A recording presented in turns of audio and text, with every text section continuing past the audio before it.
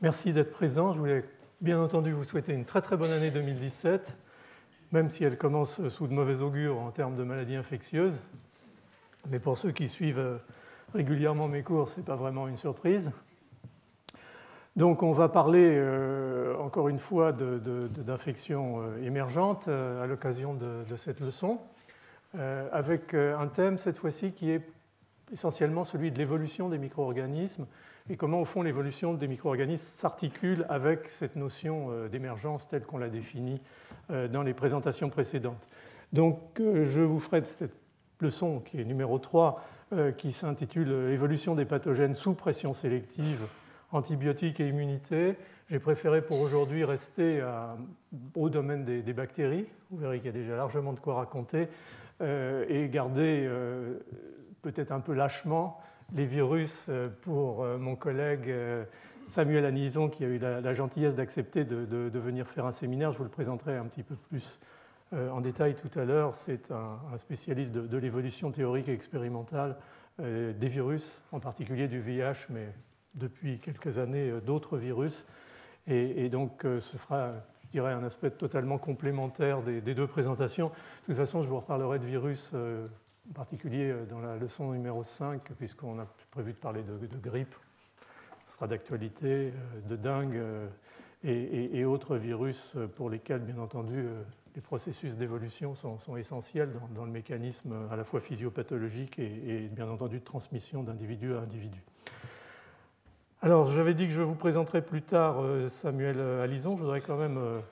pour celles et ceux qui sont intéressés, mentionner son ouvrage. J'adore le titre, c'est grave, Dr Darwin, et c'est effectivement toute une réflexion, comme il sait le faire, sur l'évolution des micro-organismes. Et puis comme vous savez que mon année 2017 a commencé, je dirais un petit peu en fanfare, en tout cas dans les médias, à l'occasion de la sortie de ce livre qui est effectivement un plaidoyer pour les vaccins. Ça plaît à certains et un tout petit peu moins à d'autres. Donc, je voulais vous annoncer que j'avais enfin accouché de ce bébé. Et donc, on sera amené, bien entendu, à reparler de ces aspects vaccinaux cette année et dans les années ultérieures. Donc, le thème aujourd'hui, c'est l'évolution des pathogènes sous pression sélective. Et encore une fois,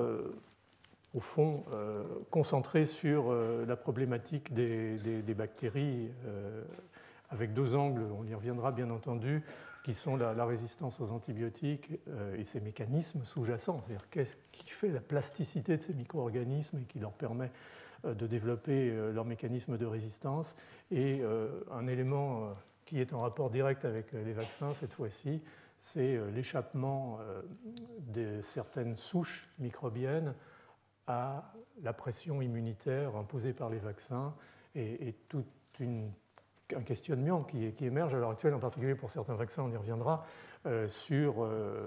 les problèmes de ce qu'on appelle le switch sérotypique, l'échappement et la nécessité de rentrer dans certaines circonstances dans une espèce de course aux armements, si je puis dire, de manière à élargir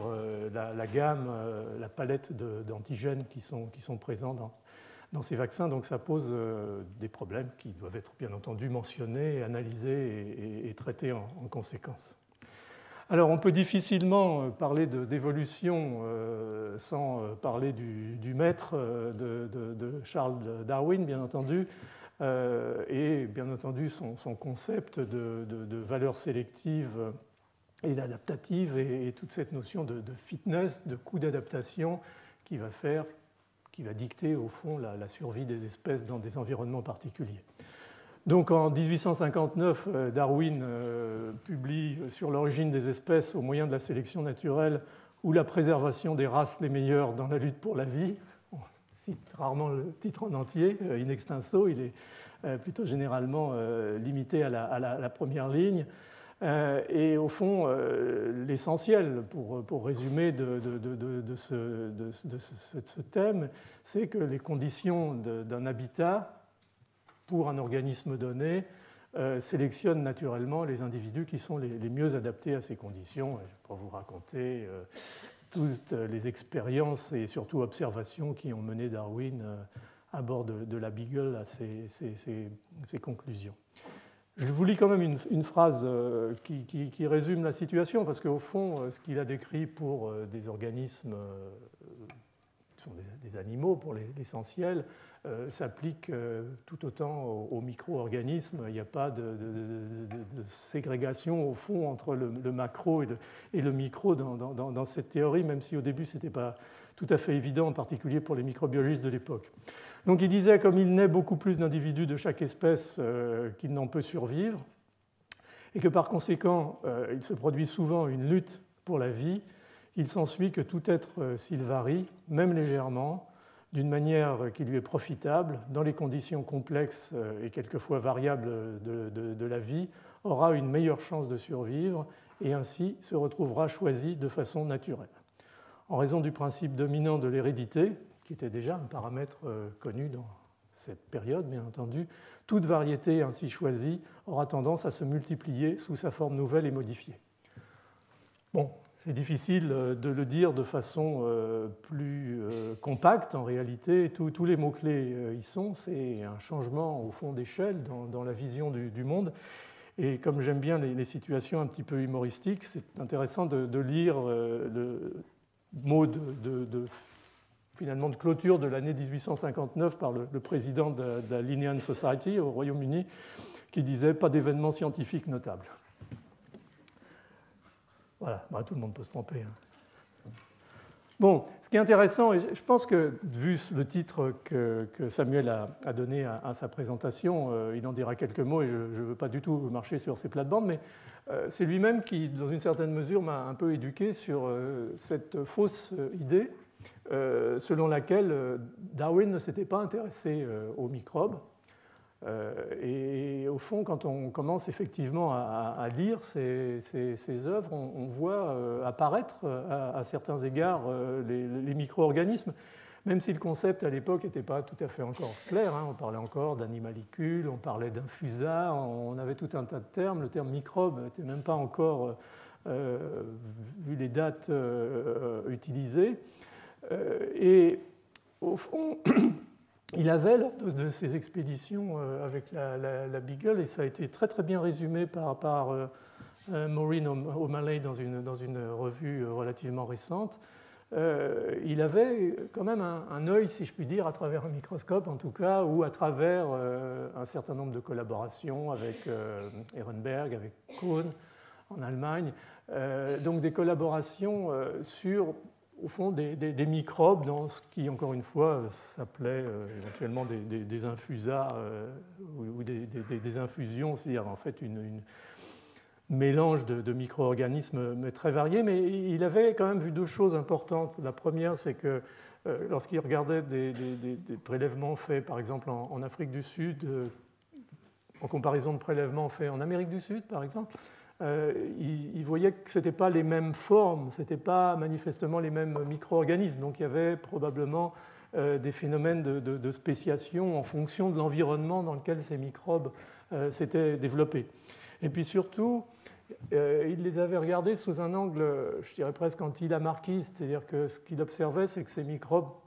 au fond, étaient des structures relativement simples et que son impression était qu'elles n'évoluaient pas tant que cela vers une plus grande complexité, vers une plus grande perfection, comme sous-tendaient les idées de Lamarck. Et donc, il a pris un peu ça comme finalement un argument pour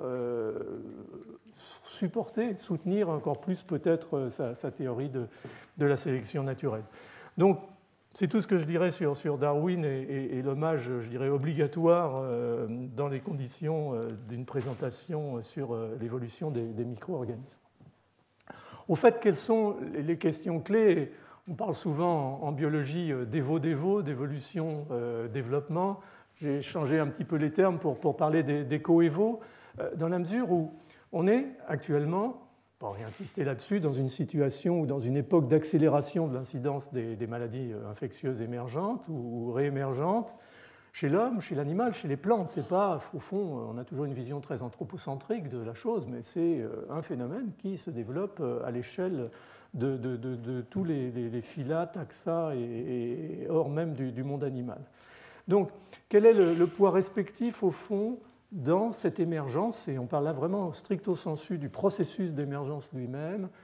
quel est le rôle de l'évolution des micro-organismes, des modifications éventuelles de leur génome dans la possibilité d'émerger, sachant bien entendu que l'émergence, on l'avait vu dans la seconde leçon la dernière fois, comporte plusieurs étapes. Il y a une étape de contact initial, de saut d'espèce en général, et puis ensuite il y a une phase d'expansion. Et au fond, l'intérêt se situe à essayer de comprendre quel peut être le rôle respectif de processus évolutifs et de la condition ou des conditions écologiques dans ces différentes étapes. Alors intuitivement, on peut très vite se dire qu'au fond, les micro-organismes qui vont passer d'une espèce animale à l'homme, par exemple, étaient déjà prêts à le faire, même si un processus évolutif, dicté par d'autres conditions sélectives, les a amenés à être en position à un moment de sauter d'une espèce à l'autre, en particulier donc dans l'espèce humaine, et de pouvoir s'établir. Ça, c'est la première étape, et on en a parlé, on avait vu, je vais le remontrer rapidement pour mémoire, le schéma un peu historique de Josh Lederberg dans le rapport sur les maladies émergentes en 1995 aux États-Unis. Mais bien entendu, on sent mieux intuitivement que dans cette étape d'expansion, qui va impliquer la division de la bactérie, mais c'est la même chose pour la réplication virale, qui va impliquer un passage d'un individu à un autre, la transmission, les caractères, les propriétés de transmissibilité des microbes, que là, il y a de la place pour une intervention d'évolution, et d'une évolution qui va se faire là sous la pression sélective d'éléments qui nous sont plus familiers, qui nous sont plus connus. Et pour les bactéries, bien entendu, on prendra ces deux exemples qui sont les antibiotiques et les vaccins, avec cette notion qui n'était pas si évidente que cela au début, que comme les antibiotiques dont la pression sélective est évidente, les vaccins aussi ont une pression sélective extrêmement importante sur le monde microbien, et je vous en montrerai quelques exemples pour le meilleur, mais aussi éventuellement pour le pire, si la pression de sélection est telle que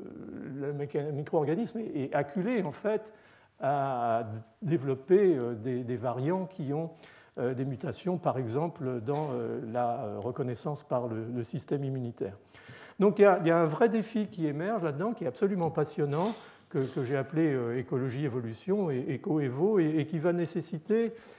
que les gens comme Samuel, comme nous, qui sommes plus des microbiologistes, je dirais, classiques et expérimentalistes, se mettent ensemble et essayent de comprendre mieux ces phénomènes. Donc je vous avais annoncé la diapo pour mémoire, donc cette notion de finalement essayer de réfléchir. Je n'impose pas de notion particulière ici, je pose simplement les questions pour y réfléchir en détail de ce que peut représenter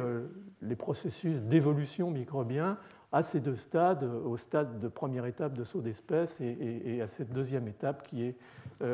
l'étape de transmission et de diffusion du micro-organisme. Alors, si c'est un peu théorique et peut-être un petit peu scolaire, mais je pense qu'il faut en deux mots quand même revenir sur cette notion d'évolution du génome des microbes, en particulier des bactéries, et d'en rappeler en quelques instants les mécanismes. Donc, les génomes des bactéries, bien entendu, peuvent être altérés par la survenue de mutations. C'est le premier élément qui nous vient à l'esprit quand on réfléchit aux modifications génétiques d'une bactérie. Mais on oublie souvent qu'une grosse partie de l'évolution des bactéries dans le monde, disons, des infections humaines, mais tout autant dans le monde des infections animales, voire dans l'environnement, une bonne partie de cette évolution génomique est liée à des transferts horizontaux de gènes, donc à la capture de matériel génétique de micro-organismes de la même espèce ou d'espèces différentes. Et pour ce qui concerne la pathogénicité, on verra que c'est bien entendu, et pour la résistance aux antibiotiques, un élément très très important. Néanmoins, les mutations sont là, un petit peu le mécanisme, je dirais, de base de la variabilité génétique. Vous savez que les fréquences de mutation chez les bactéries sont entre 10 puissance moins 6 et 10 puissance moins 9 par paire de base. avec éventuellement des différences qui sont liées à ce qu'on appelle le phénotype mutateur, qui peut être éventuellement induit dans certaines circonstances, sont soit des mutations ponctuelles, c'est un peu la définition, l'essence, puisque je parlais de fréquence par paire de base, mais on l'élargit souvent à la notion, au fond, de microdélétion, par exemple, de perte de quelques nucléotides, à des inversions, par exemple dans des promoteurs, et puis aussi à ce qu'on appelle des séquences d'insertion, on y reviendra, c'est-à-dire le fait que des petites séquences très mobiles peuvent sauter d'un endroit à un autre du génome et aller s'insérer soit dans le gène de structure, soit dans les éléments régulateurs d'un gène, d'un opéron, et couper la transcription et la possibilité de l'expression donc de ce gène. Donc il y a un certain nombre de mécanismes et certaines espèces bactériennes, par exemple Shigella pour ne pas la nommer, présentent quelque chose comme 350 ou 400 séquences d'insertion dans des gènes relativement importants, surtout dans des voies métaboliques, alors qu'une souche d'Escherichia coli standard en présente une vingtaine ou une trentaine. Donc il y a eu manifestement dans la vie évolutive de Shigella une espèce d'expansion de ces séquences d'insertion qui ont eu un rôle dans l'évolution de ce génome et dans l'évolution de cette bactérie. Sinon, bien entendu, la nature a vite fait de se débarrasser de ce genre d'événements. Donc ça, c'est la notion, disons, de mutation un tout petit peu élargie par rapport à la notion de mutation ponctuelle classique. Alors, à quoi ça peut servir ? Ça peut servir effectivement à ce que le micro-organisme puisse s'adapter, parce que finalement ces mutations arrivent assez régulièrement, et donc il y a une espèce de rotation permanente qui fait qu'à un moment, un clone particulier va y gagner je suis toujours intoxiqué par le terme anglais de fitness, mais va y gagner de l'adaptation et de la capacité d'adaptation, donc, bien entendu, et se développer aux dépens des autres. Alors ça peut toucher effectivement des gènes qui codent pour des facteurs de virulence, des toxines, augmenter l'activité d'une toxine, augmenter ou diminuer au contraire un facteur d'adhésion dans son expression ou dans sa nature. Et puis ça peut bien entendu altérer les antigènes et créer, comme c'est le cas aussi chez les virus par exemple, des phénomènes d'échappement parce que du fait d'une mutation, une boucle particulière d'une protéine de surface qui est un élément essentiel dans la réponse immunitaire ne va plus être reconnue par les anticorps et donc le virus ou la bactérie en l'occurrence va échapper. Donc les mutations ponctuelles ou élargies à ces micro-altérations de l'ADN du microbe vont jouer un rôle encore une fois, plus probablement dans cette étape d'expansion, de transmission des micro-organismes. En fait, quand on regarde les pathogènes en particulier, puisque c'est quand même ceux-là qui nous concernent ici, on s'aperçoit que bien souvent, les propriétés d'adaptation de ces micro-organismes aux conditions environnementales qui leur sont imposées, soit les conditions intrinsèques, par exemple le système immunitaire, soit les conditions extrinsèques, les antibiotiques et autres anti-infectieux, soit les nécessités fondamentales de la virulence de ces micro-organismes, par exemple exprimer des facteurs d'adhésion, des facteurs d'invasion, des toxines, des facteurs de survie intracellulaire, des facteurs de destruction de la cellule dans laquelle le micro-organisme, ou en tout cas de subversion des mécanismes de résistance intracellulaire. Tout ça, c'est généralement lié à l'acquisition dans l'histoire naturelle, dans la phylogénèse de ces micro-organismes, de gènes externes. Donc c'est encore une fois ce qu'on appelle le transfert horizontal, dont bien souvent on ne connaît pas l'origine, on ne connaît pas de quelles espèces ancestrales ces gènes ont été acquis. Et donc ça reste un peu une énigme, et on a parlé d'ADN ancien lors de la première leçon, on a bien vu tout de même les limites de l'exercice dans la redescription de la phylogénie de ces micro-organismes, parce que les événements étaient souvent apparus encore bien avant. Donc il y a ce qu'on appelle la transposition, on y reviendra, c'est des transposons qui sont des segments d'ADN qui peuvent s'intégrer dans de nouveaux sites, identiques ou différents du site dans lequel ils résidaient initialement. Et ces transposons, vous le verrez, contiennent des gènes qui peuvent être, par exemple, des gènes de résistance aux antibiotiques. On a la transformation, on en reparlera à l'occasion de ces échappements au vaccin, en particulier chez le pneumocoque, qui est la capture, l'intégration d'ADN exogène d'autres bactéries qui va venir se recombiner dans le génome microbien. On a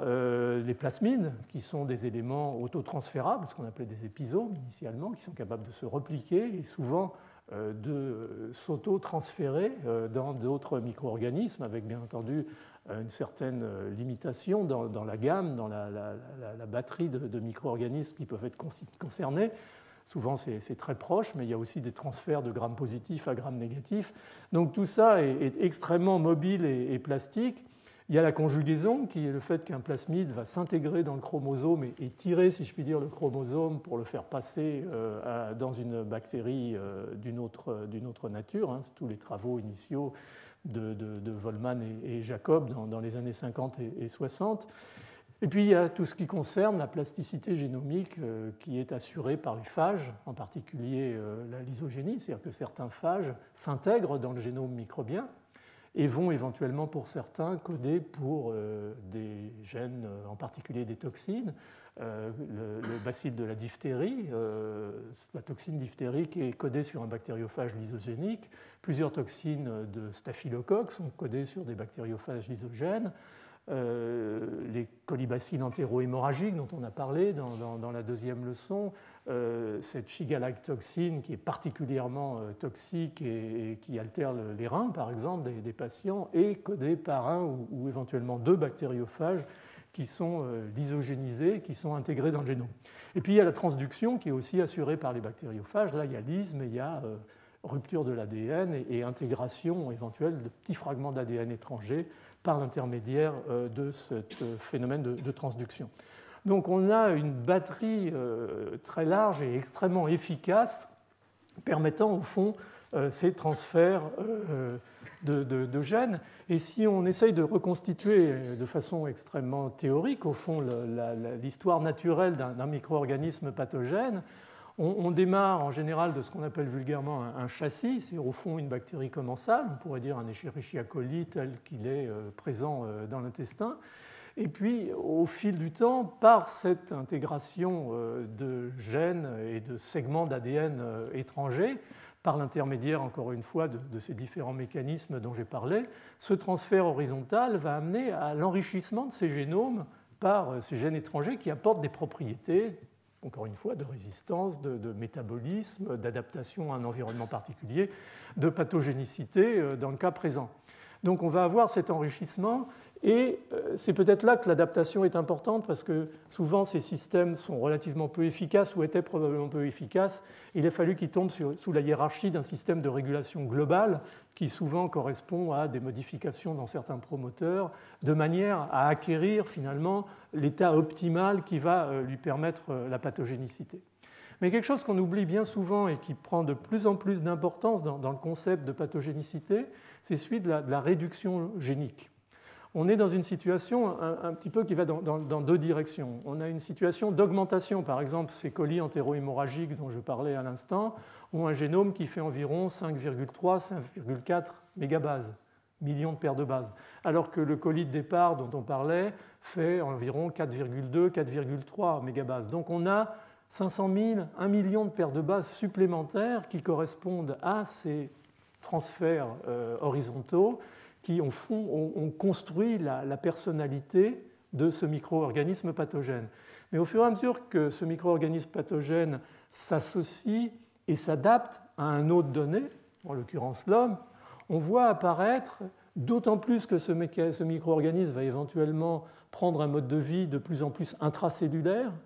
c'est-à-dire devenir quelque part quelque chose qui n'a plus besoin d'un certain nombre de fonctions vitales parce qu'elles sont produites par la bactérie, va donc peu à peu altérer son génome et après cet épisode d'expansion,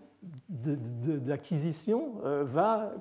tout doucement le réduire et font arriver à ce que sera le micro-organisme à un moment donné.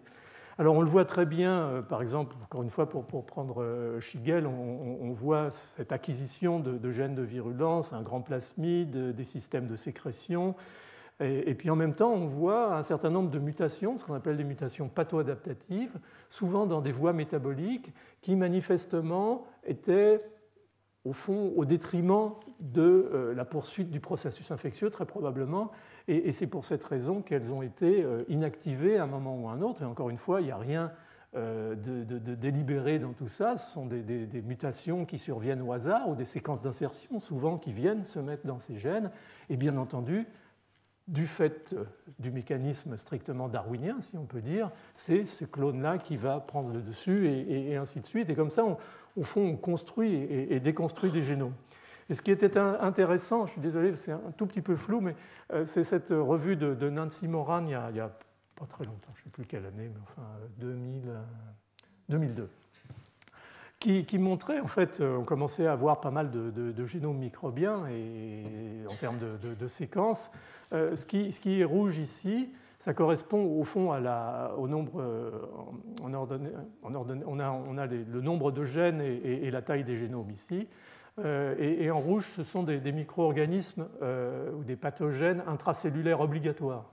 Et vous voyez que tous ces micro-organismes pathogènes intracellulaires obligatoires, les rickettsia par exemple, ou des choses équivalentes, se regroupent ici dans cette zone très, très serrée de micro-organismes à très petits génomes. Et au fur et à mesure que l'on sort de cette zone et que l'on part vers des micro-organismes pathogènes extracellulaires, on se retrouve avec ces mégagénomes dont j'ai parlé, 5,5 et plus éventuellement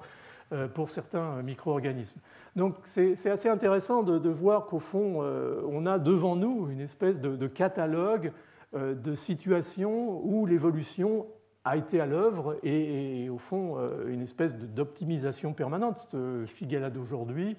ou Rickettsia d'aujourd'hui ne sera probablement pas demain étant dans probablement une centaine, voire 200 millions d'années. Alors,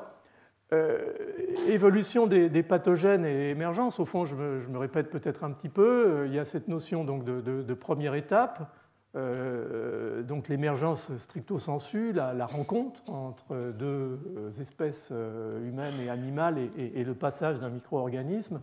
et bien entendu le saut d'espèces, donc avec entre-temps bien entendu tous les processus d'expansion dans le réservoir animal et d'accroissement de la compétence vectorielle. On reparlera aussi beaucoup de la notion de vecteur, en particulier lorsqu'on parlera de virus. Mais on a peu d'épisodes tracés au fond, parce que là, au fond, on hérite d'un passé évolutif de ces micro-organismes pathogènes. On a peu de traces du passé par la raison qu'on a mentionnée lors de la première leçon, c'est-à-dire l'absence, en règle générale, en tout cas jusqu'à présent, de séquences génomiques de bonne qualité issues d'ADN fossile, en particulier donc de micro-organismes isolés sur des sites funéraires ou autres dans des squelettes. Mais on avait pris ce très joli exemple, il y en a malheureusement encore pas beaucoup, de l'évolution de Yersinia pestis, dans laquelle il y a un trou noir entre la transformation de Yersinia pseudotuberculosis à pestis et la période au fond où la peste a commencé à s'exprimer en tant que maladie classique et typique pesteuse. Et on a vu par exemple cette acquisition dans la période de l'âge de bronze, probablement vers l'an 900 avant Jésus-Christ, de ce gène YMT qui apporte en fait une phospholipase qui permet à la bactérie de se développer correctement à l'intérieur de la puce, qui est donc le vecteur entre le rongeur et l'homme. Et donc là, on a quasiment marqué la trace de cette évolution. Et bien entendu, on aimerait bien avoir beaucoup plus de cet exemple que cet exemple-là. Alors, en synthèse, donc, des changements écologiques et anthropologiques et évolution microbienne sont bien sûr les changements écologiques et anthropologiques et l'évolution sont deux mécanismes importants qui sous-tendent l'émergence de nouvelles maladies infectieuses. Mais au fond, encore une fois, il est intéressant d'essayer de cerner un petit peu les choses et de bien réfléchir à ce qu'a pu être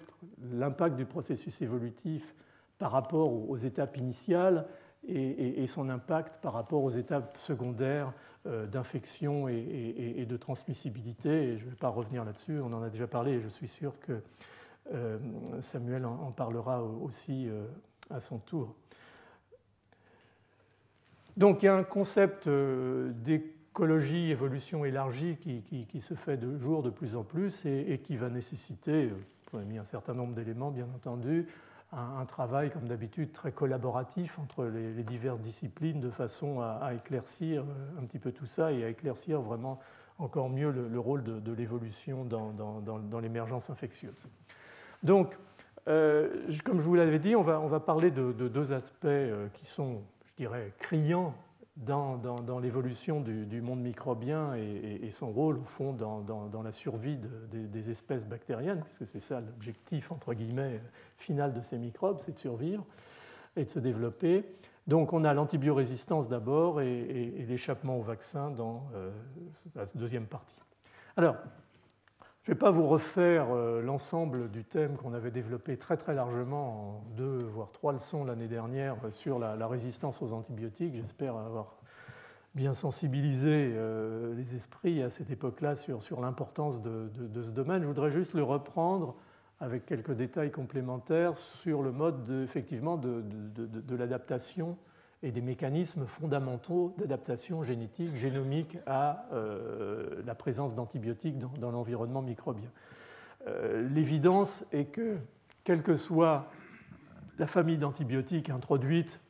au fil de l'histoire des antibiotiques, les micro-organismes ont développé la résistance à ces antibiotiques. Parfois, ça a été très très rapide. Fleming avait déjà vu qu'il avait des souches de staphylocoque résistantes à la pénicilline sur ces boîtes. Très rapide, pourquoi? Parce que les gènes de résistance existaient déjà et on en avait parlé très largement l'année dernière. Ça a été un peu plus long pour un certain nombre d'antibiotiques, en particulier pour, je ne la trouve plus, elle est ici, la vancomycine. Ça a pris une bonne 25 ans, pour une raison simple et qui revient encore une fois à une notion d'évolution et donc de processus d'adaptation, c'est que la résistance à la vancomycine donne lieu à de telles modifications de la paroi bactérienne que la bactérie résistante a un problème, un coût d'adaptation trop élevé. Donc il a fallu que le système évolue avec des mécanismes de régulation extrêmement sophistiqués, comme les a disséqués Patrice Courvalin ces 2 dernières décades à l'Institut Pasteur, pour, au fond, arriver au statut initial de mécanisme de résistance viable, si je puis dire, pour la bactérie, qui ne lui procure pas de coût d'adaptation trop important. Donc on est en plein, à chaque fois, dans ces situations-là, dans des visions tout à fait darwiniennes de ces situations. Alors, qu'est-ce qui assure très rapidement cette résistance des bactéries aux diverses familles d'antibiotiques? Ça peut être des mutations qui rendent les bactéries insensibles à l'antibiotique. Les plus évidentes sont par exemple les mutations dans ce qu'on appelle les PBP, c'est-à-dire les enzymes qui sont les enzymes de régulation et d'assemblage de la paroi bactérienne, du peptidoglycane, et qui sont, pour certaines d'entre elles, des protéines qui se lient avec haute affinité à la pénicilline. Et ça a été là le miracle de la pénicilline et de son mode d'action. Mais on a des mutations dans la RNA polymérase bactérienne qui entraînent la résistance à la rifampicine, des mutations dans des protéines du ribosome, qui sont associées donc à la structure ARN et qui entraînent par exemple une résistance à la streptomycine ou aux aminoglycosides en général. Il y a des possibilités de modification par des enzymes, en particulier les bêta-lactamases, mais il y a aussi des mécanismes de méthylation pour les macrolides, pour d'autres antibiotiques de cette famille. Et puis il y a des mesures, si je puis dire, de protection de la bactérie mises en place, accentuées, de manière à empêcher que l'antibiotique soit se lie à sa cible, là encore par éventuellement des modifications chimiques secondaires, post-traductionnelles, ou par ce qu'on appelle des pompes à efflux, c'est-à-dire des pompes qui sont en permanence actives pour éliminer des substances toxiques pour la bactérie et qui, dans le cas de la résistance aux antibiotiques, souvent, par adaptation, par mutation dans ces pompes à efflux, dans leurs promoteurs, dans leur niveau d'expression, vont être de plus en plus actives à évacuer cet antibiotique qui va donc rentrer et ressortir immédiatement. Donc on a un certain nombre de mécanismes extrêmement complexes dont on se pose, bien entendu, et je ne vais pas revenir sur ce qu'on avait raconté l'année dernière, la nature, l'origine, et pour beaucoup d'entre eux, ces gènes qui codent pour ces mécanismes de résistance, qui sont encore une fois souvent transmis par transfert horizontal, mais là on a vu qu'il y avait de la place aussi pour un certain nombre de mutations dans les PBP, dans le ribosome. Ces gènes étaient là, déjà dans la nature, probablement sélectionnés, enrichis sous la pression sélective des micro-organismes qui, naturellement, dans le sol, par exemple, produisent des antibiotiques, en particulier les actinomycètes. Donc cette guerre entre les bactéries et les antibiotiques, elle ne date pas de l'introduction des antibiotiques dans les années 40, elle date de très très loin dans l'histoire évolutive des populations microbiennes complexes, et les antibiotiques qui sont probablement plus à la limite des systèmes de régulation de l'homéostasie de ces populations complexes que des molécules destinées, comme on les a, nous, finalement, un petit peu utilisées, à tuer des micro-organismes.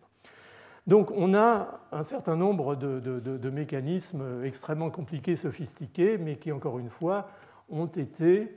peaufinés, ce n'est pas très génétique, par l'évolution dans la mesure où maintenant ils sont véritablement disponibles en pool pour assurer la protection du monde microbien contre ces micro-organismes, contre ces antibiotiques auxquels on les expose. Alors, les causes de la résistance aux antibiotiques qui se développent donc, en tant que mécanisme évolutif du monde microbien en présence de ces antibiotiques, elles sont connues, c'est l'utilisation suboptimale des agents anti-infectieux en dose et en durée, en particulier l'utilisation à titre prophylactique, c'est les hospitalisations prolongées et en unité éventuellement de soins intensifs, c'est la comorbidité, c'est le non-respect des bonnes pratiques d'utilisation des antibiotiques, mais ça revient au point 1. C'est un certain nombre de circonstances qui sont souvent dans notre esprit liées à l'environnement hospitalier, mais qui, je vous l'ai dit l'année dernière, malheureusement, je dirais, échappent, parce que l'environnement hospitalier, on peut encore le contrôler avec un petit peu de discipline et des bonnes pratiques, mais ce qui nous échappe totalement, c'est que les antibiotiques,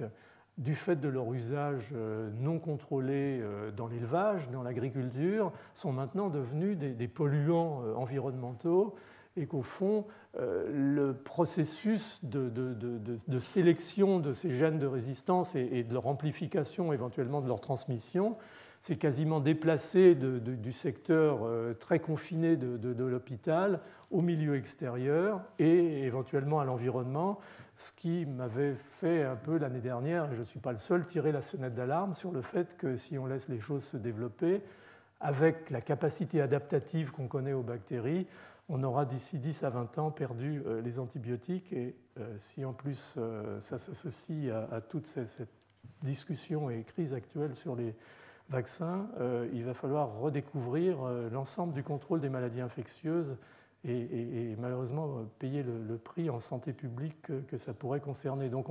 on est tous concernés par ça. Je suis désolé de digresser un tout petit peu, mais je pense qu'il faut vraiment réfléchir et j'essaye d'apporter par ces leçons quelques éléments justement de cette réflexion. Alors, tout ça survient parce qu'il y a donc un pool de gènes de résistance aux antibiotiques disponibles à l'extérieur qui va pouvoir être en particulier donné à certains micro-organismes exposés par l'intermédiaire de ces systèmes dont j'ai parlé de transfert génétique extrêmement efficaces. Et au fond, tous, à l'échelle maintenant du métaséquençage des micro-organismes, on est arrivé à un concept qui est le concept de résistome, c'est-à-dire qu'il existe sur la base de la séquence de X génomes à l'intérieur de certaines espèces, à travers plusieurs espèces, dans différents environnements, l'intestin humain, l'environnement, la terre ou les eaux. On a maintenant des milliers de séquences. On a maintenant des capacités d'annotation en bioinformatique qui sont considérablement améliorées. Et on peut évaluer en gros le pool de gènes disponibles dans cet environnement microbien qui nous entoure, dans une certaine mesure pour ce qui concerne le problème de la résistance en pathologie humaine. Donc un pool de gènes qui est de l'ordre de 20 000, ce qui est absolument considérable et qui veut dire que quelques nouvelles antibiotiques soient mis sur le marché, on va très rapidement trouver du côté des bactéries la parade et c'était la première diapositive que je vous ai montrée sur cette survenue de la résistance très rapide. Donc ce résistome, qui est un terme qui devient un petit peu à la mode maintenant, recouvre une notion qui est assez effrayante. Au fond, c'est celle d'un pool de gènes disponibles en permanence. Et quand on connaît l'efficacité des mécanismes de transmission génétique, on imagine bien que tout ça peut fonctionner à la perfection lorsqu'est imposée à un écosystème une pression sélective massive comme des traitements antibiotiques. Donc, encore une fois, c'est résumé dans cette diapo, notre problème, c'est la richesse de ce résistome. Alors, comment tout ça se met en place? On a au fond un certain nombre de composants qui vont assurer cette évolution et ce transfert horizontal. On a bien sûr les gènes de résistance aux antibiotiques, X, Y ou Z. On a un vecteur qui peut être par exemple un plasmide. Et puis, on a la bactérie elle-même qui peut aller circuler et offrir, au fond, ce gène de résistance à d'autres bactéries dans un environnement qui est soumis à pression sélective. Et puis, on a bien entendu les vecteurs et les receveurs. Donc, on a, et on en parlera très rapidement, les transposons et les intégrons, qui sont des systèmes extrêmement plastiques, efficaces de transfert de gènes. Et puis, bien entendu, des passages possibles entre différentes espèces bactériennes, le tout amplifié à l'échelle finalement du monde vivant, voire du monde environnemental. Et vous connaissez déjà cette notion de One World, One Health, qui est le fait que, au fond, on partage tous ces microbiomes et en particulier ces résistomes et pas mal de résistance aux antibiotiques. Par exemple, la résistance à la méticilline chez les staphylocoques est née essentiellement dans le bétail et a été transférée dans des environnements ruraux et ensuite s'est dispersée, bien entendu, dans les hôpitaux. Il y a beaucoup d'autres exemples. Donc, les vecteurs du transfert horizontal, pour rentrer un tout petit peu dans les détails maintenant, on a parlé des plasmides, donc c'est des éléments qui sont autoreplicatifs, plus souvent, qui sont circulaires, qui sont extrachromosomiques, qui peuvent éventuellement s'intégrer, qui sont très souvent autotransférables, surtout les plus petits plasmides, par processus classique de conjugaison et dont la taille va varier de quelques centaines à plusieurs milliers de paires de bases, avec parfois des structures assez monstrueuses. Souvent, ces plasmides de résistance, ils font environ 40 ou 60 000 paires de bases, donc ils codent éventuellement pour plusieurs systèmes de résistance et qui se sont au fond accumulés avec le temps, encore une fois sous pression sélective. Et tout ça avait été magnifiquement mis, je dirais, orchestré dès le milieu des années 70 par Stanley Falco dans son livre Multiple Resistance Infectious Diseases. Donc ça, c'est le plasmide et c'est au fond le système, je dirais, peut-être pour la résistance aux antibiotiques en tout cas, le plus efficace de transfert de bactérie à bactérie, voire de transfert entre les espèces. Mais sur ces structures génétiques, que ce soit le chromosome ou les plasmides, il y a des éléments de plasticité et de saut d'un génome, par exemple plasmidique au chromosome ou inversement, c'est comme ça qu'ils s'enrichissent mutuellement, qui sont les transposons. Alors, les transposons sont des systèmes extrêmement efficaces qui, au fond, ne nécessitent pas,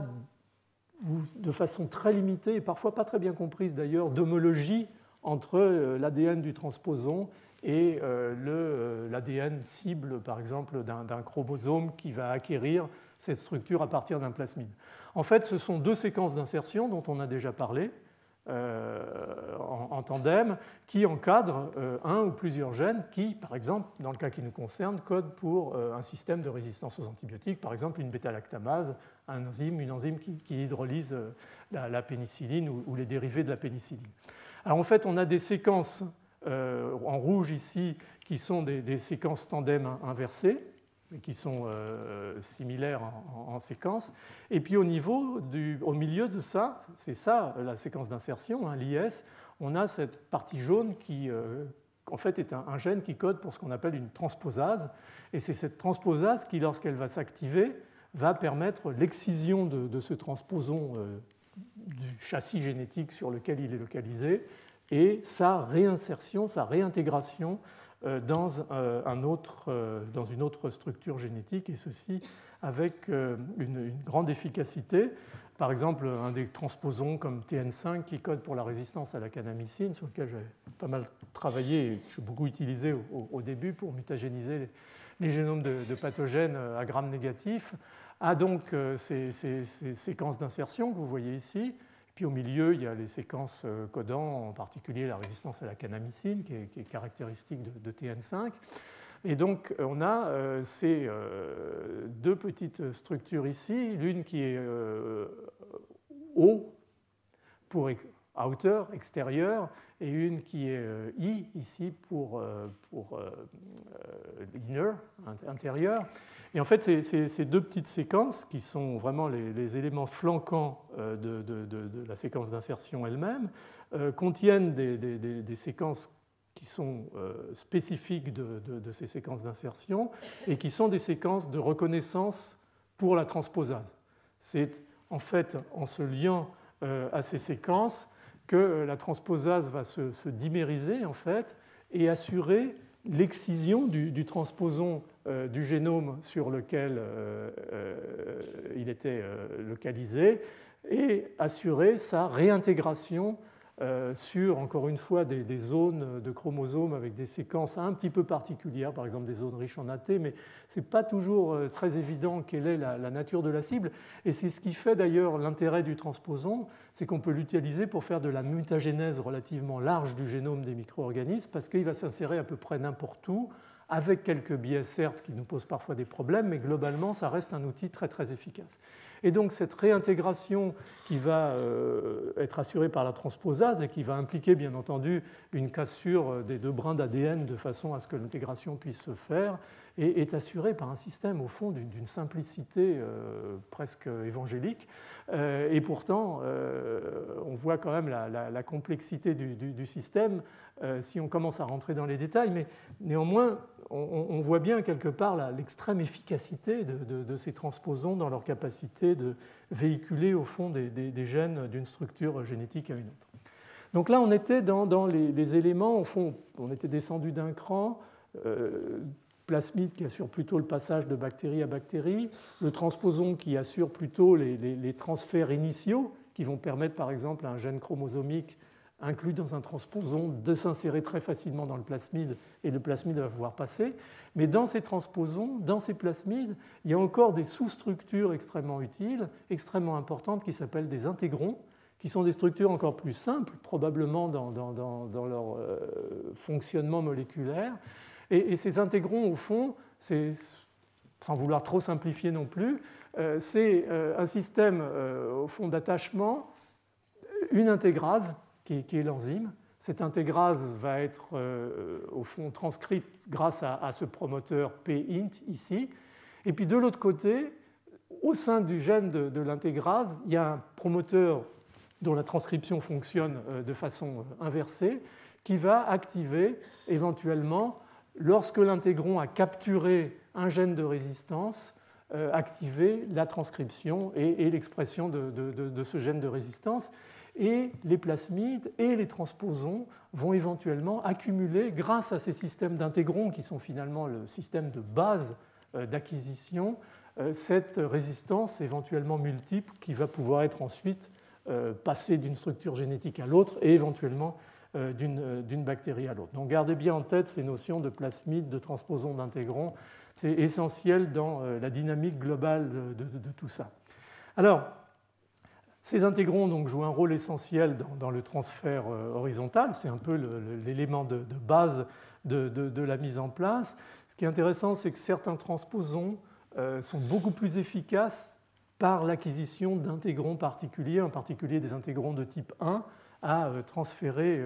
ces gènes de résistance. On ne connaît pas très bien là non plus la pression sélective et les raisons pour lesquelles certains ont des séquences qu'on appelle des res hunters, c'est-à-dire la résolvase est une enzyme qui permet aux plasmides de s'intégrer ou de se désintégrer de structures. Et en fait, ces éléments d'intégrons vont aller chercher une homologie dans ces structures res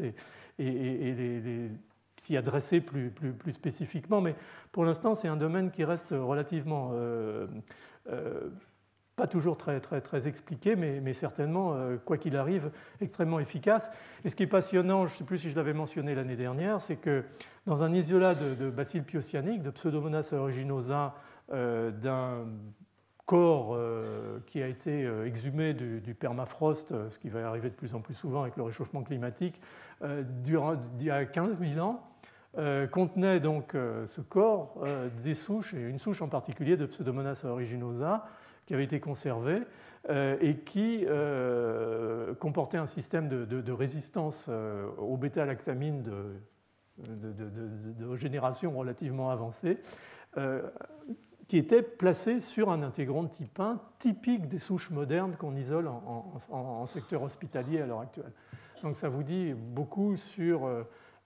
finalement l'histoire naturelle de cette résistance et le fait qu'on n'a rien inventé aujourd'hui, on a simplement amplifié considérablement en mettant une pression sélective majeure des phénomènes qui existaient déjà dans la nature, pour dire que ce sont surtout les intégrons de type 1 qui sont impliqués généralement en médecine. Alors, est-ce que tout ça a une logique? Est-ce que c'est une série de coïncidences? Est-ce qu'il y a des systèmes qui en favorisent d'autres et qui favorisent effectivement l'émergence de certains intégrons, de certains contextes particuliers d'intégrons dans certains transposons qui sont souvent des transposons dégradés, qui ont perdu leur capacité de transposition? En fait, il y a toute une cuisine génétique et moléculaire qui se passe dans ces micro-organismes qui est très impressionnante. Et une des idées qui se développe récemment, c'est qu'au fond, le système aurait peut-être été initié antérieurement, non pas par des antibiotiques nécessairement, mais éventuellement par des métaux lourds, en particulier par le mercure. Lorsque l'oxygène est apparu sur la planète, le mercure est devenu par nature oxydé et l'oxyde de mercure est extrêmement toxique pour les êtres vivants en général. Donc les micro-organismes ne font pas exception à la règle et ont développé très vite des systèmes de détoxification du mercure, de réduction du mercure. Et on trouve encore ces gènes de résistance au mercure qui ont probablement été amplifiés dans la période pré-antibiotique. On utilisait beaucoup d'antiseptiques de mercurochrome et ont servi au fur et à mesure de l'évolution des bactéries, au fond, à l'optimisation des performances de ces systèmes de transfert de gènes au sein des microbes. Donc ce qu'on voit aujourd'hui, au fond, ces constructions extrêmement complexes, ce sont en réalité les résultats d'une évolution lente sous pression sélective dont les éléments de pression sont variables et peuvent être autant des métaux lourds, de l'arsenic, du mercure, que des ammoniums quaternaires aujourd'hui ou bien entendu à l'arrivée des antibiotiques. Donc voilà un peu ce qu'on peut dire sur le processus d'adaptation des bactéries aux antibiotiques, avec au fond ces phénomènes initiaux dans ce qu'on pourrait appeler l'ère pré-antibiotique, l'existence d'un pool global de gènes mobiles, mobilisables et d'éléments génétiques mobilisateurs en fait, parce que, encore une fois, les antibiotiques, on ne les a pas inventés en 1940, ils existaient déjà. Dans l'ère pré- et post-antibiotique, des réarrangements permanents, aléatoires, au fond, la construction progressive de ces monstres génétiques que je montrais dans la diapo précédente, qui sont d'une efficacité redoutable. Et puis, sous la pression antibiotique massive de ces dernières années, l'explosion des clones dont le processus évolutif et la capacité de résistance les mettaient dans des conditions de fitness, enfin d'adaptation plus favorables que d'autres, et donc l'enrichissement de populations souvent clonales. On voit même, je reviens toujours à Shigella, c'est parce que souvent les histoires dans cette espèce sont assez claires dans la mesure où c'est un microbe qui est très proche, enfin, fait partie de l'espèce Escherichia coli. On voit même la résistance aux antibiotiques, ça a été montré très bien dans un papier récent d'un collègue de l'Institut Pasteur, François-Xavier Weil, qui travaillait au Sanger Center à Cambridge, qui a montré qu'au fond, la résistance aux antibiotiques avait tiré la clonalité de l'espèce, ou en tout cas du groupe Shigella sonei, de façon qui était tout à fait inattendue. Et on se retrouve, et on en reparlera très rapidement avec les vaccins, avec cette même notion en fait de coordination des processus de résistance et à la fois aux antibiotiques et aux vaccins, parce que le monde moderne a offert là, dans une situation que la nature n'avait jamais véritablement développée, des éléments de sélection d'une puissance tout à fait impressionnante. Alors, toute dernière partie, on va parler aussi de l'échappement au vaccin. Alors, je voudrais rassurer tout de suite, ce n'est pas un phénomène extrêmement prévalent à l'heure actuelle, mais qui peut néanmoins poser des questions et causer quelques soucis. On va y revenir, mais qui est surtout peut-être quelque part une illustration formidable de la capacité d'adaptation des microbes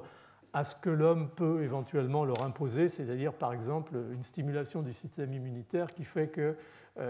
l'hôte est déjà prêt lorsque le micro-organisme intervient. Alors, adaptation microbienne et échappement au vaccin, donc on voit bien la situation de la vaccination universelle telle qu'elle s'est développée, et si on rentre dans le domaine des bactéries, on va parler essentiellement de deux micro-organismes qui sont le bacille de la coqueluche, Bordetella pertussis, Parapertussis éventuellement, et puis Streptococcus pneumoniae, qui sont tous les deux, bien entendu, des micro-organismes soumis à vaccination il y a assez longtemps maintenant, dans les années 50 pour la coqueluche, et puis plus récemment, bien entendu, au début des années 2000 pour le pneumocoque. Donc la pression sélective, ce n'est pas imprimé au même moment dans le temps, mais les résultats, au fond, sont un petit peu les mêmes. Donc on va voir un petit peu ce que tout ça peut nous dire. En fait, ce qu'on voit de plus en plus, avec une incidence qui souvent est inexistante, mais néanmoins, encore une fois, comme je le disais, peut poser certains problèmes, surtout si ça s'accentuait,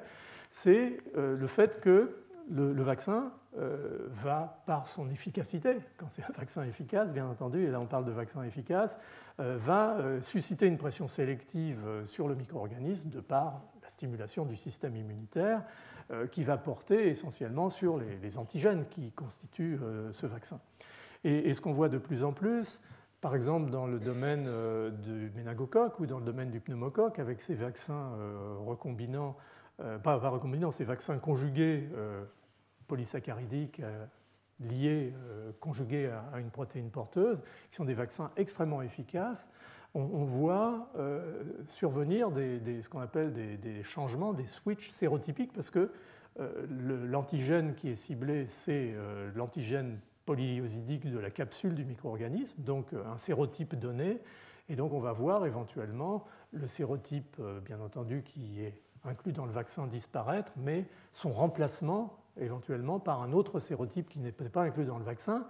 Théoriquement, il n'avait pas de raison de l'être parce que le microbe n'était pas pathogène ou très peu pathogène, peu invasif par exemple dans le cas du pneumocoque, mais maintenant, par ces processus d'échange génétique, il va pouvoir acquérir cette capacité. Donc on va revenir là-dessus très rapidement. Pour la coqueluche, les premières observations avaient été plutôt sous pression vaccinale, l'augmentation de l'expression de la toxine pertussis, qui disait d'ailleurs quelque chose d'intéressant sur le processus physiopathologique et le rôle de la toxine pertussis, mais on va en reparler. Donc, le bacille de la coqueluche, le Bordetella pertussis, le bacille de Bordet-Jambou, comme on l'appelait de mon temps, c'est un bacille qui va s'associer aux cellules ciliées de l'épithélium respiratoire, trachéobronchique, et donc la maladie, une fois la colonisation effectuée, la toux en particulier, et les problèmes respiratoires et les surinfections secondaires sont liés au fait que suite à ce processus d'adhésion aux cils et à la muqueuse respiratoire, comme vous voyez ici, qui est lié à une famille de plusieurs protéines. Il y a ce qu'on appelle FHA, l'hémagglutinine fibrillaire, il y a des pili, et puis il y a des protéines de surface qui sont une famille de protéines de surface qui s'appelle globalement la pertactine. Donc tout ça correspond à cet appareil d'adhésion. Et puis l'expression d'un certain nombre de toxines, en particulier la toxine pertussis, une adénylate cyclase, une cytotoxine, une cytotoxine qui est toxique pour les cellules de la trachée, qui en fait correspond au peptidoglycane, à des fragments du peptidoglycane de la bactérie, et ainsi de suite. Mais c'est surtout la toxine pertussis qui est vraiment l'élément moteur de la pathogénicité, avec éventuellement l'adénylate cyclase. Donc, le vaccin initial était un vaccin cellulaire total, inactivé, soit par la chaleur, soit par glutardéhyde. Et puis il y a eu des problèmes assez rapidement de mauvaise tolérance, de toxicité, éventuellement de la fièvre, parfois des convulsions avec ces vaccins cellules totales. Donc à partir des années 80, je vous passe les détails, tout ça c'est dans mon bouquin, vous avez un changement de politique de développement vaccinal où on est passé, et ça a commencé au Japon en particulier, à des vaccins sous unité. C'est-à-dire qu'on a, au lieu de prendre des souches comme ça et de les inactiver totalement, on a purifié les éléments d'association à la muqueuse respiratoire, en particulier, encore une fois, l'hémagglutinine fibrillaire, là où les pertactines. Et puis on a aussi mis la toxine pertussis qui était là, cette fois-ci, inactivée, soit chimiquement, soit éventuellement par mutagénèse, génétiquement, de manière à inactiver son site actif et à garder sa structure globale, donc préserver son immunogénicité. Donc on est passé du stade de vaccin cellulaire total au stade de vaccin ce qu'on appelle sous-unité. Alors, le problème de ces vaccins sous-unité, c'est qu'ils sont bien entendu beaucoup mieux tolérés que l'était éventuellement le vaccin cellule totale, mais il faut néanmoins les adjuvanter et éventuellement, ils n'ont pas la capacité de développement d'une mémoire immunitaire aussi efficace que ne l'avait le bon vieux, entre guillemets, vaccin pertussis. Donc on est quelque part, sans vouloir faire des analogies un peu scabreuses, dans une situation où, d'abord, il faut éventuellement être sûr que les rappels sont faits de manière à ce que le niveau d'immunogénicité soit correct, mais où on voit réapparaître éventuellement chez l'adolescent, chez le jeune adulte, des cas de coqueluche, parce que les rappels tardifs n'ont pas été faits, mais ça dit quelque chose de fondamental sur le fait que ces vaccins sont moins immunogènes que le vaccin initial historique. Donc on est un petit peu comme dans ce monde des antibiotiques, où si on donne des traitements antibiotiques insuffisants en durée et en dosage, on va au fond faciliter la sélection de résistance. Et là, en ne mettant pas une défense immunitaire suffisamment drastique, on laisse éventuellement des portes de sortie aux micro-organismes et on laisse éventuellement survivre des variants qui, en d'autres circonstances, auraient été éliminés. Donc on est dans la vaccination, dans cette complexité et dans ce dilemme qu'il faut gérer et qui est lié, bien entendu, à l'évidence, au mécanisme d'adaptation microbien. Alors, tout ce qui est là, je viens de vous le dire, donc je ne vais pas le répéter. Ce qu'on a vu apparaître à partir des années 1990 dans des populations étudiées à la suite de vaccination, c'est effectivement des variants sélectionnés de souches de Bordetella pertussis ou Parapertussis qui devenaient des clones avec des cicatrices particulières, si on peut dire, sur le plan génétique et moléculaire, c'est-à-dire par exemple avec cette augmentation de l'expression de la toxine pertussis, sans qu'on sache très bien ce que ça voulait dire, mais enfin intuitivement on peut penser que ça aidait la bactérie à surmonter l'effet vaccinal en se développant plus rapidement, des polymorphismes accumulés dans un certain nombre de gènes sans qu'on sache très bien la nature et la conséquence, la perte de l'expression de certains facteurs de virulence, par exemple certaines souches n'exprimant plus la toxine pertussis, n'exprimant plus la FHA, et puis surtout ce qu'on a vu se développer ces dernières années, ce sont des souches encore une fois, dans ces populations soumises à la pression sélective par le vaccin, de souches qui n'expriment plus le gène de la pertactine, sans qu'on sache très bien, au fond, ce que ça veut dire. Il semble que les germes, les bacilles pertactine moins mutants, la mutation ayant été sélectionnée sur la base de la pression sélective vaccinale, se repliquent mieux et une division plus rapide, en tout cas dans les modèles in vitro et éventuellement dans des modèles murins, mais le modèle murin pour la coqueluche n'est pas exceptionnel. Donc on a probablement un gain de fitness assuré qui permet à cet micro-organisme de survivre et peut-être de causer, parce que par ailleurs sa virulence va être altérée du fait de l'absence de pertactine, des maladies moins virulentes, moins sévères, mais aussi plus difficiles à diagnostiquer. Et le diagnostic de la coqueluche à l'heure actuelle, en particulier encore une fois chez les adolescents et les jeunes adultes, devient un problème tout à fait prioritaire. Donc vous voyez cette espèce d'équilibre avec la complexité des conséquences que ça peut avoir, y compris sur le plan des approches médicales. Alors ça, c'est un très joli travail qui a été fait au Japon il n'y a pas très longtemps. Ça a été publié dans PLOS ONE. Je pense que ça aurait pu d'ailleurs être publié dans un journal de plus haut impact, qui montre au fond sur une population de ces souches pertactine moins apparues suite à la vaccination, la nature de la lésion génétique qui cause la perte de l'expression de la pertactine, ce qui est tout à fait intéressant, et on le voit beaucoup, ça rappelle considérablement ce qu'on observe dans nos micro-organismes pathogènes, dans ces mutations patho-adaptatives. C'est-à-dire qu'en fait, ce n'est pas une mutation ou ce n'est pas une modification génétique unique qui va éventuellement, elle le fera de toute façon, se développer sur un mode clonal, mais ce sont éventuellement des altérations génétiques de nature variée, des microdélétions, des mutations ponctuelles, des insertions de séquences d'insertion. Tout ce qui mutagénise est sélectionné, parce que par essence, c'est sur la fonction que se fait la pression sélective et pas, bien entendu, sur le système génétique lui-même. Donc on a deux systèmes, par exemple des microdélétions dans le promoteur de la pertactine ou l'intégration d'une séquence d'insertion dans le gène de structure de la pertactine ou dans son promoteur. Donc des événements qui, dans d'autres circonstances, seraient passés totalement inaperçus et les bactéries auraient probablement disparu. Là, sous la pression sélective, ces événements émergent et ce type de clone bactérien se développe. Alors ça, j'aime cette diapositive, même si quelque part elle fait un petit peu froid dans le dos, parce qu'elle dit quelque chose sur, au fond on parlait d'anthropocène et on peut décliner ce concept à plusieurs niveaux. Ça, c'est l'évolution reconstituée phylogénétiquement de Bordetella pertussis, probablement depuis que Bordetella pertussis existe, jusqu'à la période pré-vaccinale.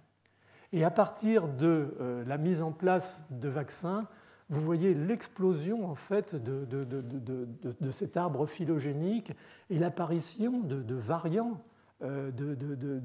dans ces phyla qui est tout à fait impressionnante. Donc, comme les antibiotiques, le vaccin a un impact sur le monde microbien. Ce n'est pas comme on le pense souvent, à tort, bien entendu, maintenant qu'on sait tout ça, une destruction des micro-organismes. C'est aussi une pression sélective pour l'évolution de ces micro-organismes. Et il faut donc rester extrêmement vigilant sur cette évolution et se doter des outils nécessaires à la détecter à temps, de façon à ce que cette approche phylogénique, écologique, évolutive puisse aboutir à des mesures de prévention de ces phénomènes et en particulier éventuellement à la modification des vaccins ou à d'autres attitudes, on peut en rediscuter. Le dernier point que je voulais vous mentionner, et je voudrais quand même vous le traiter parce que c'est un point tout à fait passionnant, c'est celui des vaccins polyosidiques conjugués qui sont là aussi bien entendu des vaccins sous unité. Je vous ai déjà parlé de John Robbins, qui est l'inventeur du concept de ces vaccins conjugués, car les vaccins polyosidiques utilisés contre la fièvre typhoïde, contre les pneumocoques, contre les méningocoques dès les années 60 étaient relativement peu immunogènes, en particulier chez le très jeune. Donc il a fallu avoir ce concept de conjugaison de manière à pouvoir augmenter leur immunogénicité et leur capacité protectrice. Et ça a été donc la grande contribution de John au NIH, à Bethesda, de développer ce type de vaccin qui, résumé ici, c'est en fait avec des moyens de conjugaison variables, l'association de ces polyosides à une protéine porteuse. Je vous reparlerai éventuellement de ces éléments-là une autre fois, mais au fond des vaccins extrêmement efficaces qui non seulement protègent au niveau individuel, mais protègent au niveau collectif parce qu'ils ont un rôle au fond même sur le portage, c'est-à-dire qu'ils ne protègent pas uniquement contre la maladie, au stade de la maladie, ils protègent aussi contre le portage chronique de ces souches. Vous savez que 30% d'entre nous avons des pneumocoques dans la gorge en permanence. Donc non seulement ça protège individuellement, mais ça casse éventuellement la transmission et les situations épidémiques. Alors le premier vaccin, vous savez qu'il y a 90 sérotypes de pneumocoques, c'est assez monstrueux. Tous ne sont pas pathogènes. Ceux qui sont pathogènes sont souvent d'ailleurs ceux qui ont été numérotés avec les plus petits numéros de 1 à 25, qui sont donc invasifs. C'est-à-dire c'est ceux qui donnent des otites graves, qui donnent des pneumonies, qui donnent des méningites éventuellement. Donc sur des bases épidémiologiques initiales de sérotypie, avait été conçu ce vaccin heptavalent qui portait sur, à l'époque où il a été introduit, à la fin des années 90, ce qui étaient les sérotypes dominants, disons, à peu près à l'échelle de la planète. Et puis, à partir des années 2000 et quelques, on a commencé à voir quelques échappements. Il a fallu du temps pour les voir sortir. Et le réajustement, alors il y a eu un intermédiaire avec 13 sérotypes et le réajustement à 23 sérotypes qui est au fond un de ceux qui est utilisé de plus en plus à l'heure actuelle. La protéine porteuse, c'est l'anatoxine diphtérique qui est un peu le système de base pour ces vaccins conjugués, avec du phosphate d'aluminium, parce que les essais cliniques avaient montré que, surtout pour beaucoup de sérotypes comme ça, il fallait aussi adjuvanter. On ne rentre pas dans les problèmes des adjuvants, on peut en parler une autre fois. Donc ce vaccin a eu un effet tout à fait spectaculaire, à la fois sur les sérotypes présents dans la préparation vaccinale, mais aussi d'ailleurs au niveau plus global, dans la mesure où au fond ces sérotypes étaient quand même les plus prévalents, donc c'était normal qu'on voit une trace de l'efficacité. Mais ce qu'on a vu quand même assez rapidement, et ça c'était avec le vaccin heptavalent, le 7 valence, apparaître, c'est un certain nombre de mutants d'échappement. Alors à l'époque on ne savait pas très bien de quoi il s'agissait, on ne sait pas toujours très bien d'ailleurs encore. Est-ce que c'est des souches qui circulaient à très bas niveau et qui étaient relativement peu isolées et identifiées en cas de pathologie, ou est-ce qu'il y a vraiment eu un élément dans l'ensemble de la mise en place de cette vaccination qui a fait que la pression sélective est devenue tellement violente sur ces populations de pneumocoques que ça a été un peu panique à bord et les échanges génétiques se sont accentués entre les différents clones, aboutissant à l'émergence très rapide et à la sélection très rapide de ces clones. En particulier, je ne sais pas si je l'ai mentionné, mais donc le clone 19A qui très très vite est sorti, en particulier aux États-Unis, il est passé très rapidement sur l'ensemble du pays et en Europe de la même façon. Donc on a vu apparaître dans les années qui ont suivi cet exploit quand même de l'efficacité de la vaccination antipneumococcique avec une diminution encore une fois très nette de la morbidité et de la mortalité chez les enfants, des papiers marquant la présence, l'identification de variants qui sortaient donc du lot et qui correspondaient à des sérotypes qui n'étaient pas présents dans le vaccin, mais qui jusqu'à présent s'étaient peu manifestés sur le plan épidémiologique. Alors en fait, ça va être s'accrocher un tout petit peu parce que le pneumocoque, c'est un micro-organisme compliqué, mais ce qui fait qu'il est passionnant. En fait, cette capacité d'adaptation du pneumocoque et au fond de changement sérotypique, très simplement, si vous avez un clone virulent, un sérotype virulent, qui, pour prendre un de ceux qui étaient mentionnés ici, par exemple, 6B ou 9V et ainsi de suite. Et donc ce clone va bien entendu être mis sous pression par les défenses immunitaires sous l'exercice vaccinal. Donc soit il va disparaître, soit il va survivre. Et la seule façon de survivre, la pression sélective se faisant essentiellement sur le sérotype, c'est que son sérotype s'éteigne et soit remplacé par un autre sérotype, même si le châssis persiste, puisqu'il a besoin d'autres facteurs, qui sont des facteurs de virulence, qui font sa capacité invasive. Ce n'est pas uniquement le sérotype qui assure la capacité invasive. Et donc, on voit bien tout de suite de cette notion de pression sélective, mais l'efficacité de ce processus va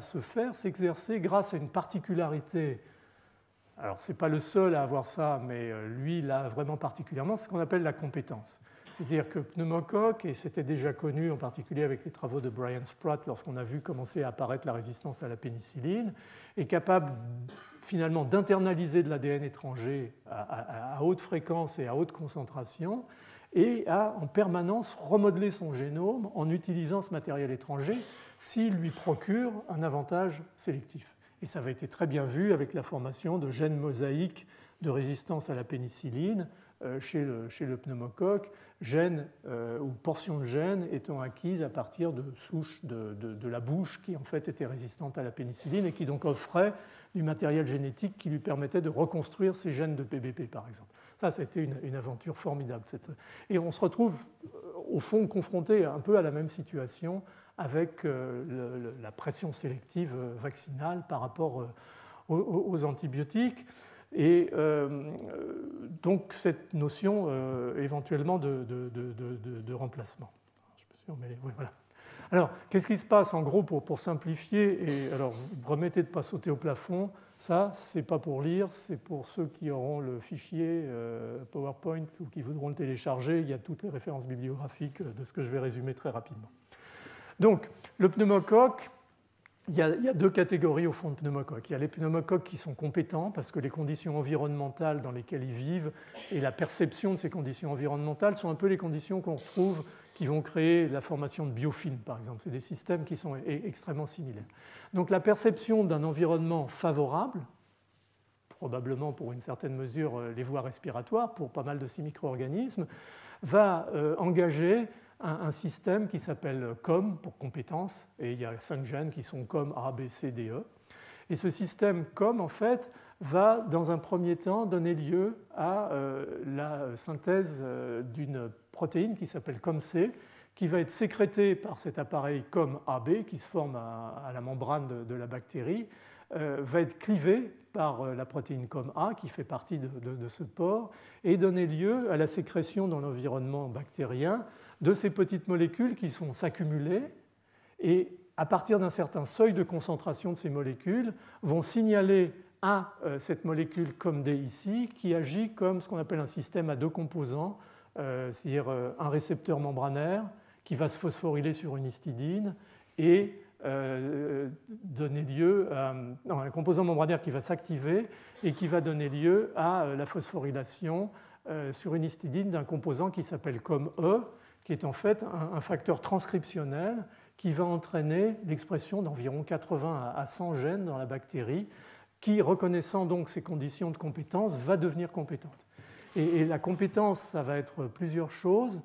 Ça va être la capacité d'acquérir l'ADN et de le recombiner très efficacement dans son génome, mais ça va être, c'est encore plus vicieux que ça va être la capacité, en particulier sous le contrôle d'un facteur sigma particulier qui s'appelle COM-X, d'aller induire l'expression d'un certain nombre d'enzymes lytiques pour les parois d'autres bactéries, en particulier d'autres pneumocoques qui ne sont pas compétents, d'amener leur lyse, la libération d'ADN et l'acquisition de l'ADN qui va ensuite se recombiner. Donc on est dans un système qui est tout à fait fascinant, avec des structures de type pili qui en fait ressemblent assez fort dans leur concept au pili de type 4 chez les bactéries à gram négatif. Là, je vous rappelle qu'on est chez 1 gramme plus, qui sont des petites structures très courtes et qui s'allongent ou diminuent en taille et qui vont servir de récepteurs à l'ADN. Et l'ensemble du système mis en place va permettre l'acquisition de cet ADN. Tout ça, si vous voulez le relire, je voulais juste vous donner une idée, et je n'ai pas le temps de rentrer dans les détails, va amener à la recombinaison, soit sous forme de transformation classique, soit éventuellement sous forme de ce qu'on appelle des intégrants entérologues, c'est-à-dire des gènes qui sont complètement étrangers, qui ne retrouvent pas du tout d'homologie chez le pneumocoque, donc ne vont pas pouvoir se réassocier, et qui vont rester sous forme de ces co-intégrats dont la viabilité est peut-être douteuse, mais en tout cas, les transformants classiques sont probablement les éléments prédominants dans tout cela. Donc, on va avoir l'émergence de clones résistants au vaccin par ce phénomène de compétence et de recombinaison qui est très caractéristique et efficace chez le pneumocoque. Et c'est probablement un des mécanismes les plus importants qui va permettre ce switch sérotypique, c'est-à-dire que le sérotype qui faisait partie du vaccin, qui doit être éliminé, est remplacé par un sérotype qui ne fait pas partie du vaccin. Et malgré tout, le reste du châssis, encore une fois, est maintenu, donc la bactérie reste parfaitement virulente et maintenant va remplacer. C'est peut-être ce qui est arrivé avec 19A, mais ce n'est pas sûr du tout. Il y a beaucoup de discussions à l'heure actuelle de savoir, encore une fois, si le vaccin a mis la pression sélective sur des variants qui existaient déjà, parce qu'il y a ce chamboulement génomique permanent, ou si c'est vraiment la pression sélective qui a amené à des destructions microbiennes dans cet environnement et la libération d'un stock d'ADN qui a accéléré au fond les processus de recombinaison et l'émergence de ces variants. Pour vous donner un petit peu un chiffre, il y a ce travail qui avait été publié qui montrait qu'en fait, sur une période de 6 mois où une personne avait pris des échantillons en permanence, recherché la souche et ainsi de suite, la souche de départ avait changé son génome à un niveau de 6 ou 7%, c'est-à-dire que ça représente des changements génomiques considérables sur des périodes de temps très courtes, si vous comparez ça aux centaines de millions d'années qu'on a mentionnées tout à l'heure. Donc il y a une vraie accélération sous pression sélective qui, encore une fois, correspond assez proche à ce qu'on a vu avec le problème de la résistance aux antibiotiques et le développement de la résistance aux antibiotiques. Donc tout ça est un superbe système qui, d'ailleurs, au passage, j'aime bien mettre en valeur nos collègues qui travaillent en France. C'est le groupe de Clavris à Toulouse qui a vraiment contribué et pour certains aspects été le pionnier dans la dissection de ces mécanismes de compétence qui initialement paraissaient des choses finalement un petit peu peut-être anecdotiques, même si c'était un superbe modèle de génétique fondamentale, et qui s'avèrent avoir des implications majeures à la fois, encore une fois, pour la construction de la résistance aux antibiotiques et maintenant pour l'échappement aux vaccins.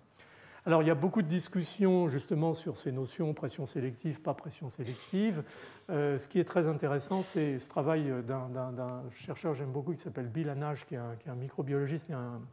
un épidémiologiste anglais, mais qui travaille maintenant à Harvard. Et ce que Bill a vraiment bien montré, mais c'est presque intuitivement, on pouvait s'en douter, c'est que c'est dans probablement les pays à bas revenus où la situation infectieuse est la plus sévère, où les enfants sont le plus lourdement colonisés par une plus grande diversité de pneumocoques, que probablement émergent ces phénomènes d'échappement au vaccin. Et souvent, ils sont accentués, je dirais accélérés dans une certaine mesure par aussi la problématique de la résistance aux antibiotiques. Donc,